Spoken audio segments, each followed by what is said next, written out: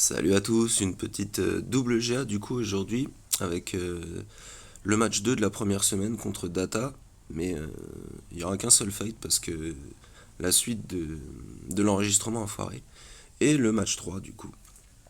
Donc le seul fight que j'ai pu enregistrer c'était contre la belle GG qu'il avait en face, c'était du full relique, c'était du beau niveau de relique, donc bah, comme d'habitude je me suis dit bah là c'est un vrai test pour mes sœurs de la nuit, étant donné que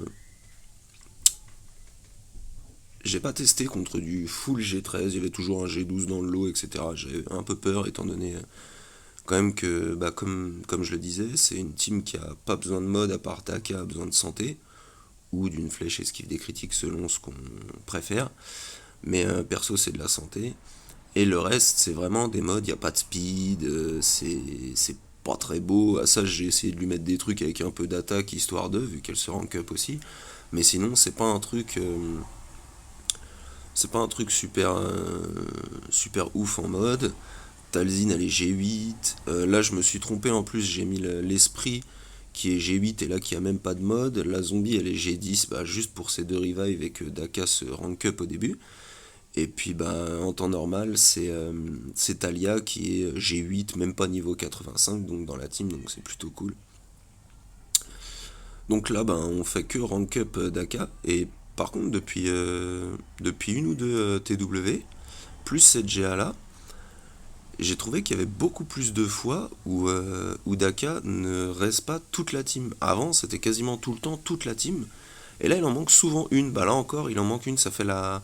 Sur 4 fois où elle a fait son raise, ça fait 3 fois où il en manque une. Donc bah après, c'est arrangeant sous Talzin Lead dans un sens. Mais ça peut ne pas être arrangeant pour les bannières finales. Et du coup, voilà, c'est un truc que j'ai remarqué ces derniers temps. Je trouve que son raise a l'air un peu nerf ou quoi. Je ne sais pas, ou alors c'est juste une question d'RNG de ces derniers temps. Donc voilà pour ce que ça a donné contre Data, ben on va voir vite fait. En un son cru et sa GG. En un sa Padmé et ses Géo. En un c'est Oldrep, sa Revan et sa Nut. Et en un la Kryptonite, les deux teams vaisseaux, donc c'était plutôt pas mal. Il a pas attaqué, donc voilà, c'est comme ça, c'est pas très grave. Et donc on est contre un russe, je pense. J'oserais pas essayer de prononcer le nom parce que sinon je vais écorcher le truc salement, quoi. Et donc bah c'est reparti, là c'est une plus petite GG, donc bah, on recommence, hein. On prend les mêmes et on recommence. Donc deux fois sœur de la nuit. J'ai un peu accéléré le truc histoire que ce soit pas trop chiant, que ça dure pas trop longtemps. Donc là j'ai bien mis Talia par contre, contrairement à l'autre fois où je me suis foiré.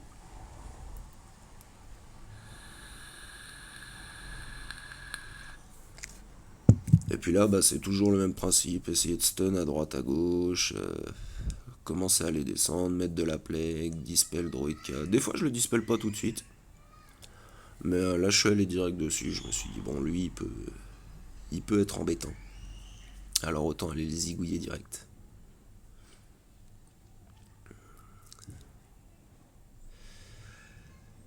Et puis du coup bah ça se passe plutôt pas mal, hein. La Daka doit déjà être vraiment. Encore une fois elle apparaît tout le monde. Là il manquait Talia. Mais là Daka doit être déjà assez rank up pour bien faire le café. Donc là voilà, tout le monde a la plague, c'est plutôt pas mal.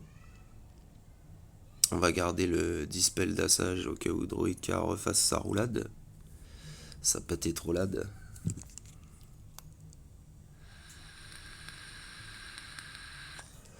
Voilà, là on a tué Magnagard. On ramène tout le monde. Encore une fois, il manque Assage cette fois-ci. Donc je trouve que c'est vraiment ouais, de plus en plus souvent où elle reste pas tout le monde. C'est assez ouf.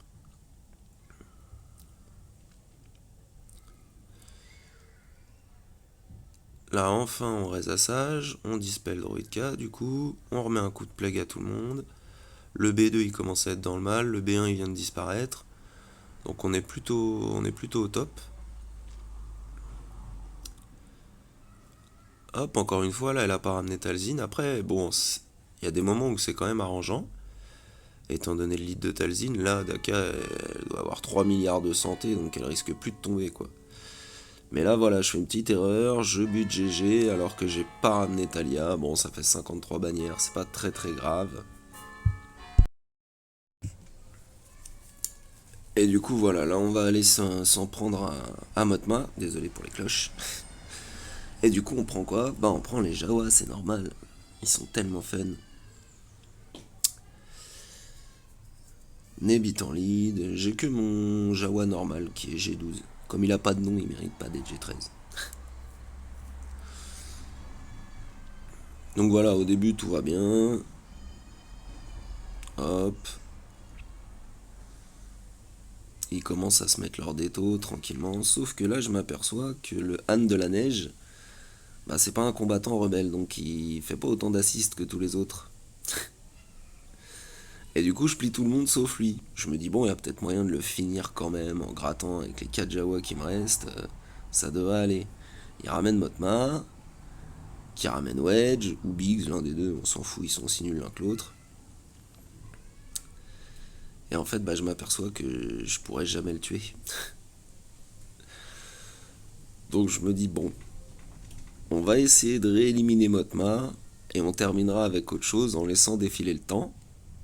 J'essaye quand même hein, de le buter, mais je me dis sur un malentendu, ça peut peut-être passer.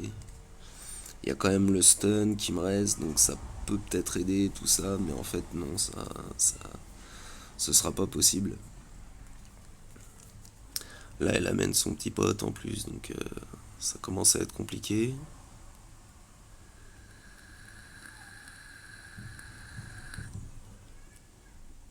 Là, elle a ramené l'autre de Wedge et Biggs, donc là, j'ai jeté la grenade. J'ai laissé défiler le temps, et ça finit comme ça. Alors, dans un sens, c'est cool parce qu'au moins maintenant je sais que avec le Han de la Neige, pas toucher Motma avec les Jawa. Mais ce qui est bien, enfin ce qui est franchement bien, c'est que du coup je vais pouvoir aller avec mes petits BH essayer de buter de la suite pour le feat avec les Mandaloriens, avec Django, le Mando. Donc on va essayer de buter tout ça.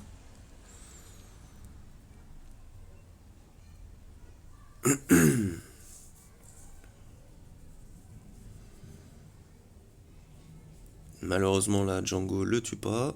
Enfin, il est G13 quand même l'autre. Là, la désintégration, mais du coup on a pris qu'un seul kill, donc il nous en manque un, il me semble. Euh,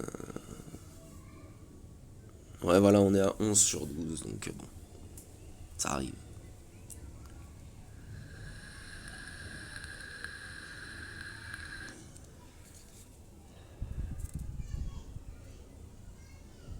Et en plus, du coup, il y avait ces géomiteux derrière, donc j'aurais pu le faire avec les Jawa, mais au moins maintenant, je sais que Anne de la Neige, pas de Jawa.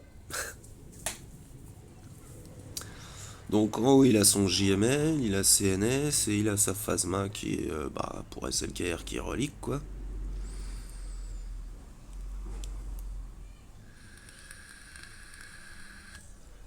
Donc là, on va se faire quelques fights en mode équipe réduite. Donc on va y aller avec 4 sur les NS, on va y aller avec 4 soldats de l'Empire. Parce qu'elles sont light quand même, donc ça passe tranquille. Même à 3 ça aurait pu passer, mais j'avais pas envie de prendre de risques étant donné ce qui m'est arrivé avec les Jawa. Je pense que c'est compréhensible. Donc voilà, j'avais pas envie de tenter le diable à ce moment-là. J'ai joué petit bras, oui, j'ai joué petit bras, je l'avoue. Voilà, donc là, fini, 61 bannières. Ça nous rattrape un petit point.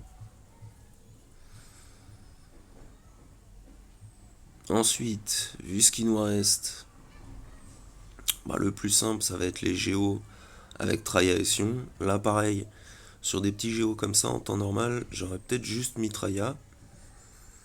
Mais pas envie de fail une deuxième fois. J'ai pas mes, mes, Jawa en backup, donc pas vraiment envie de fail. À deux, en plus, ça fait généralement des bonnes bannières quand même, donc ça passe bien.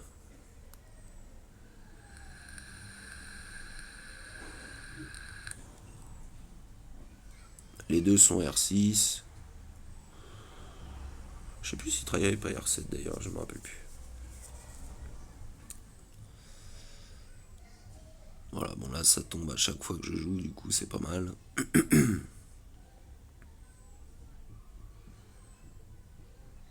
Et hop là, 62 bannières, donc on a rattrapé, on va dire, deux bannières du fail. Ça fait qu'on est à 43.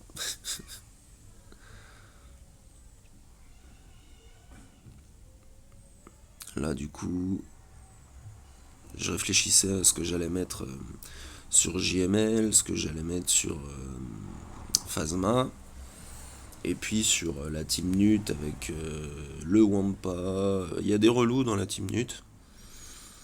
Il y a quand même, même si y a Légion, il y a quand même Nest, il y a quand même Watt. Donc je me dis, je vais prendre zéro risque. Je vais y aller à 3.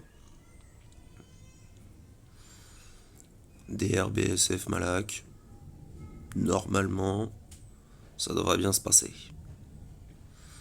On fire tout le monde.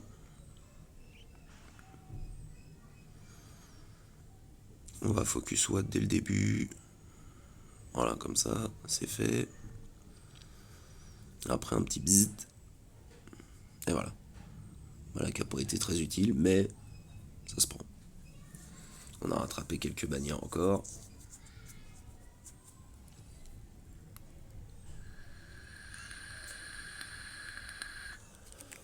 Donc là sur la team Phasma, je me suis dit bon bah je vais mettre je vais encore y aller à 3, je vais mettre Palpa, Vador et Trône, même si c'est un peu plus compliqué parce que les kilos ils résistent bien. Ils sont vraiment c'est vraiment des persos qui encaissent pas mal. Mais normalement bon, il ne devrait pas y avoir des masses de surprises. Et puis en plus on a la fracture de Trône, il est super rapide donc on est plutôt pas embêté quoi, généralement.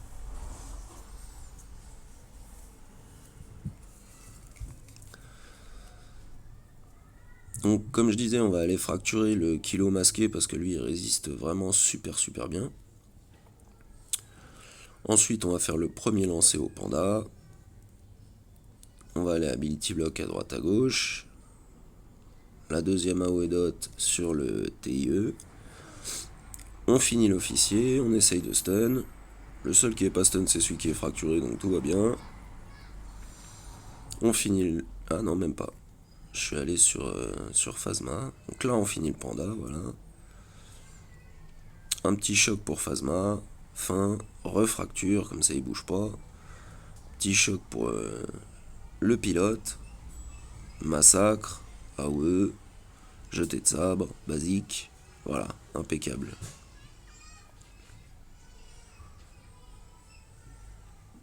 En plus, on finit full vie, full protect, 62 points, propre.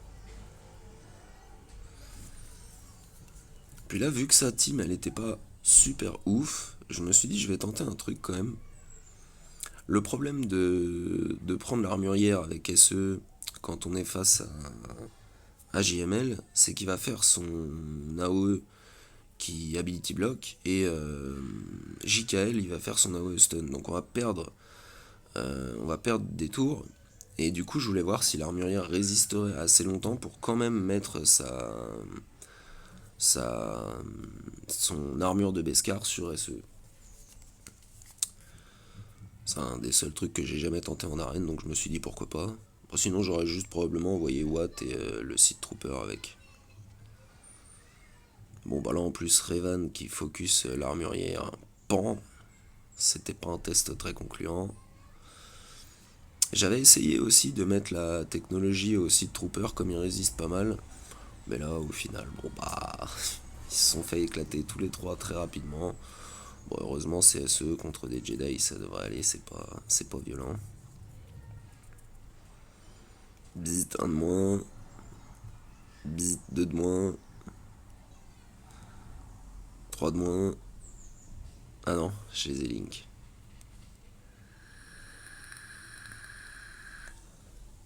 Voilà, là c'est fini pour lui.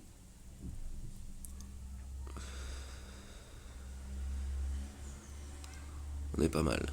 Et voilà. Donc 51, c'était plutôt moche, plutôt pas concluant quoi. Autant faire Watt avec SE, lui mettre la technologie des tanks et puis c'est réglé. Puis les vaisseaux, j'ai fait 66 en malveillant miroir, 53 en Hux miroir, c'était assez chaud. Il avait une bonne team Hux. Et voilà comment ça se termine. Donc 2095 à 2088, il a fail sur mon GG du coup, assez surprenant, mais ça arrive encore des fois. Voilà, j'espère que ça vous aura plu. Je vous souhaite une bonne GA à tous, allez, amusez-vous bien.